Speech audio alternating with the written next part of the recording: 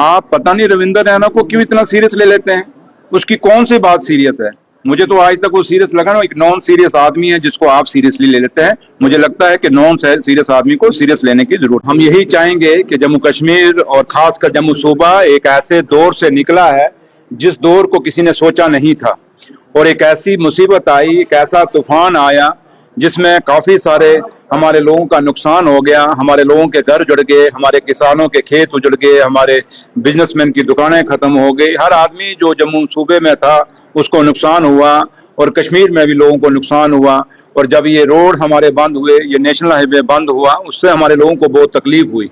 और आज हमारे किसान जिनके सेबों के सेब बाग लगे हुए थे, उन बागों में वो लोग अपने सेब तोड़ के नहीं दे सके, और लोगों के सेब खराब हुए, जिससे काफी नुकसान हुआ। और ओवरऑल हम जब देखें पूरे जम्मू सूबे के अंदर और कश्मीर के खेत किसानों को देखें तो हमारा काफी नुकसान है। और उम्मीद यही करेंगे कि honourable prime minister of India जब जम्मू कश्मीर में आ रहे हैं तो उनसे तवक्को ये करेंगे कि 2018 में जब कश्मीर में एक तूफान आया था, एक बाढ़ आई थी, जिस बाढ़ में काफी हमारा कश्मीर में लोगों का नुकसान हो गया था, उस समय 80,000 करोड़ रुपए का एक पैकेज दिया गया था।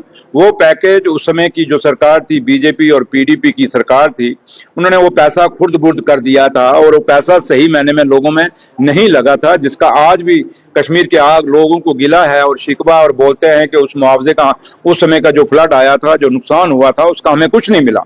लेकिन हम उम्मीद करेंगे कि उससे जो 80,000 करोड़ का पैकेज 2014 में उस समय मोदी साहब ने दिया था कश्मीर के लोगों के लिए, आज जम्मू सूबे में जब नुकसान हुआ है उससे दुगना नुकसान हुआ है। और उम्मीद करते हैं कि आज जम्मू कश्मीर को एक बहुत उससे दुगना पैकेज जो है प्राइम मिनिस्टर साहब देंगे, जिससे जम्मू कश्मीर के लोग और खासकर जम्मू सूबे के लोग अपने पैरों पे खड़े हो सकें। क्योंकि आज पहाड़ों के पहाड़ टूट गए, दरिया के दरिया खत्म हो गए, और आज ब्रिज टूट गए, सड़कें टूट गई, बाग खत्म हो गए, बगीचे खत्म हो गए, मकान टूट गए, दुकानें बह गई, होटल लोगों के तबाह हो गए, बड़ा कोई नुकसान है।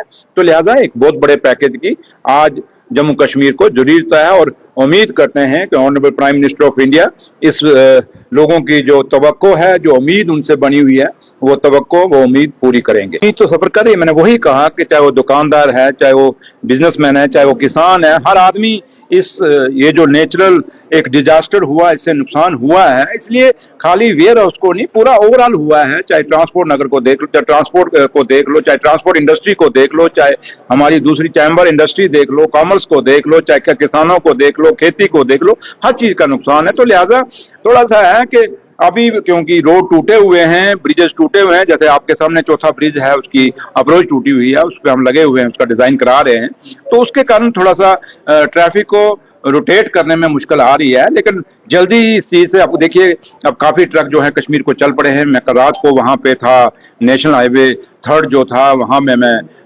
खड़ा था, और मैंने देख के आया हूँ। और वहाँ जो नेशनल हाईवे अथॉरिटी के ऑफिसर भी थे, मेरे अपने ऑफिसर भी थे, और ट्रैफिक चला है दोनों साइड से, और आज काफी फर्क पड़ा है। लेकिन थोड़ा सा टाइम और 5-10 दिन लगेगा, ओवरऑल सारा ट्रैफिक जो रोटेट हो जाएगा।